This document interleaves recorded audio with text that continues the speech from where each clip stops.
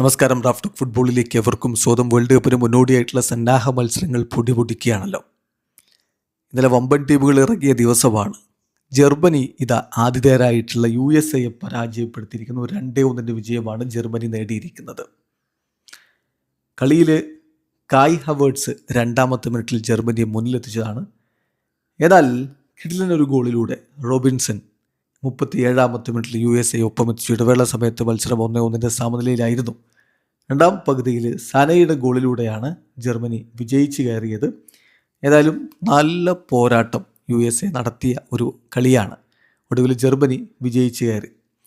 അതേസമയം ഇംഗ്ലണ്ട് ഇന്നലെ നടന്ന മത്സരം ദുർബലരായിട്ടുള്ള ന്യൂസിലാൻഡിനോട് ഏകപക്ഷീയമായ ഒരു ഗോളിനാണ് വിജയിച്ച് കയറിയത്. ഹാരി കെയ്നാണ് അവരുടെ വിജയ ഗോൾ കണ്ടെത്തിയത്. കളിയുടെ ആദ്യ പകുതി അവസാനിക്കുന്നതിന് തൊട്ട് മുമ്പാണ് അദ്ദേഹം അവരുടെ വിജയത്തിന് നിദാനമായ ഗോൾ കണ്ടെത്തിയത്. അതേസമയം മറ്റൊരു മത്സരത്തിൽ വെനിസ്വലയ്ക്കെതിരെ തുർക്കിയയ്ക്ക് വിജയം. 2-1 തുർക്കിയെ വിജയിച്ചത്. ഇൽമാസും അഗ്ഗുനുമാണ് അവരുടെ ഗോളുകൾ കണ്ടെത്തിയത്. എന്നാൽ കളിയിൽ ആദ്യം ലീഡെടുത്തത് വെനിസ്വലയായിരുന്നു.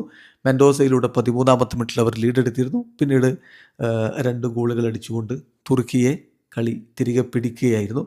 ഏതായാലും സന്നാഹ മത്സരങ്ങൾ മികച്ച രൂപത്തിൽ പോയിക്കൊണ്ടിരിക്കുകയാണ്. സൗത്ത് ആഫ്രിക്ക ജമൈക്കയെ ഏകപക്ഷീയമായ ഒരു ഗോളിന് തോൽപ്പിച്ചു.